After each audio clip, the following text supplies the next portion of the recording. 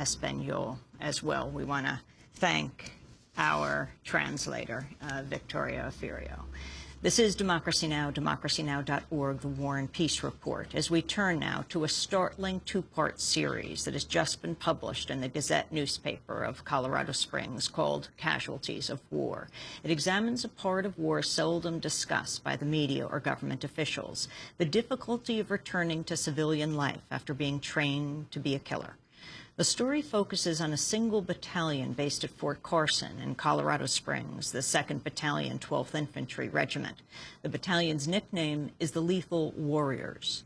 In Iraq, the unit fought in some of the war's bloodiest battles, in Ramadi on its first tour, downtown Baghdad on its second.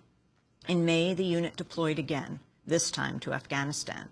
For some of the unit's soldiers, the killing didn't end when they returned home.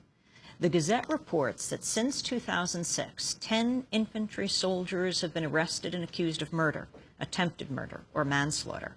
Others have committed other violent crimes. Some of the veterans have committed suicide.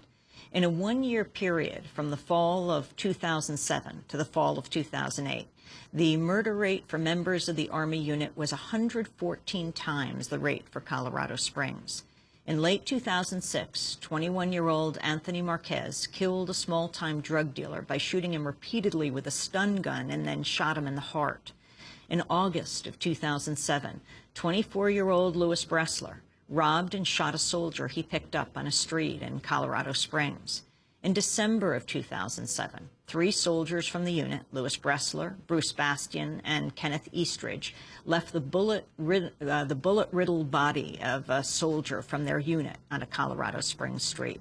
2 months earlier, the same group intentionally drove into a woman walking to work. One of the soldiers then repeatedly stabbed her. In May and June of 2008, police say Rodolfo Torres Gandarilla and Joe Marfalu Vives drove around with an assault rifle, randomly shooting people. In September of 2008, police say John Needham beat a former girlfriend to death. Josh Butler was sent to prison for beating his pregnant wife. Months later, his child was born with severe birth defects and died. Butler blames himself in part for the child's death. While Fort Carson has instituted a number of new policies and programs to help returning soldiers adjust to civilian life, the killings continued. In May, Thomas Woolley was charged with manslaughter after shooting a 19-year-old woman. 2 weeks later, another member of the unit committed suicide in California.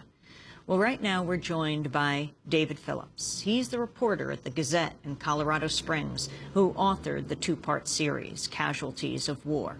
We'll also be speaking later in the show with Colonel Jimmy Keenan, commander of the Evans Army Community Hospital in Colorado Springs. Dave Phillips joins us now from KTSC, Rocky Mountain PBS in Pueblo, Colorado. Welcome to Democracy Now!, Dave Phillips. Why don't you lay out the scope of this remarkable expose, extremely frightening and painful? Well, what we wanted to do is talk to some of the soldiers who are now in prison and really find out the whole story, starting in Iraq and following it all the way to where they are now in their prison cells. We focused on one brigade, the 4th Brigade of the 4th Infantry Division.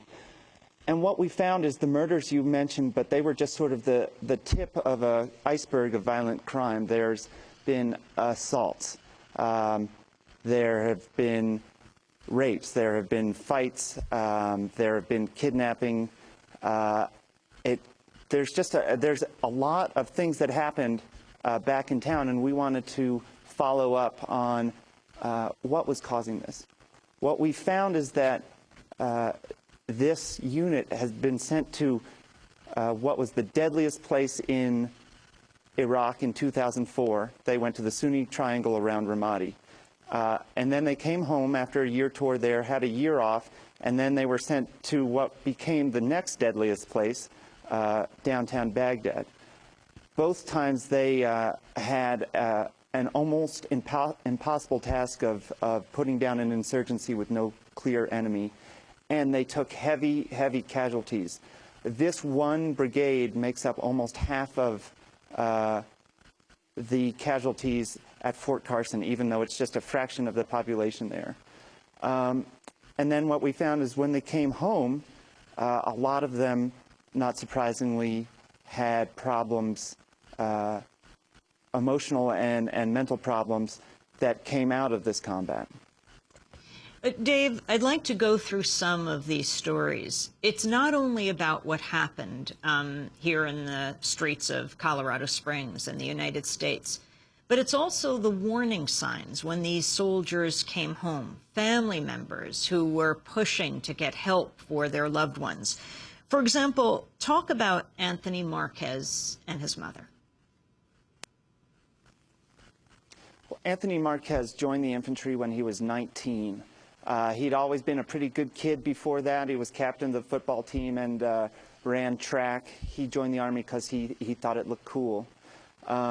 He did one tour in Ramadi during which he saw several friends get killed. He was also wounded himself pretty severely. He was flown back to the United States where he almost lost a leg from his wounds.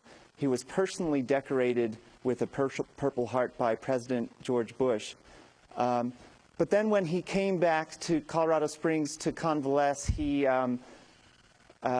started having PTSD, and he wasn't getting what he felt was effective treatment from Fort Carson, and so he fell into a pattern of treating his PTSD by abusing the pain pills they were giving him for his leg.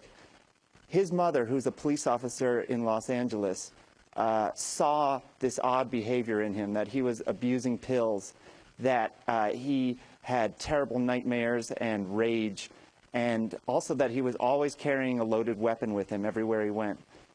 She called his sergeant at Fort Carson, she told me, and she told them that he was a ticking time bomb and someone had to help him. And her sergeant basically told her, well, you know, there's nothing I can do. If he doesn't want to go get help, we can't force him to get help. But then, she told me, her sergeant started taunting her son, saying, hey, your mama called, and she says you're going crazy. Well, 8 months after this call is when he shot a Colorado Springs drug dealer over about an ounce of marijuana. So his mother called. She's a cop. She sees the warning signs in her son. And not only don't they do something about it, but his commanding officer starts to make fun of him that his mother had called. And that's something that's fairly, I don't know if I can say typical at Fort Carson, but it certainly wasn't rare in these returning soldiers. There is a stigma, many people in the Army told me, against getting help for mental health, behavioral health issues. It's seen as weak. It's often seen as just an excuse to get out of the Army if you can't hack it. But even for soldiers who went against that stigma and did try to get help, there was not necessarily enough resources for them, especially early on in the war when Marquez was injured in 2005. And not only that, but even if there were resources to help these soldiers, a lot of their lower-level commanders, sergeants primarily, wouldn't give them the time to go and get help, and often would make fun of them. One of my soldiers that I talked to said he was kept having thoughts about killing civilians in Colorado Springs, so he checked himself into a civilian mental hospital in Colorado Springs. When he got out a week later, he was ordered to come stand in front of his sergeant and be berated about what a liar he was. And you also talked about Anthony Marquez getting honored by President Bush, and his sister so disturbed at what had happened, refusing to meet the president. Well, that's true, but Anthony didn't. He was sitting injured in his bed in Walter Reed Army Medical Center, and he told me, you know, I wasn't mad at anybody. It was my job, and I had signed up for it.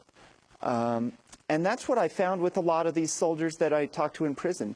They actually, despite everything that has happened to them, they love the Army, even though they're told me that combat really mentally messed them up, that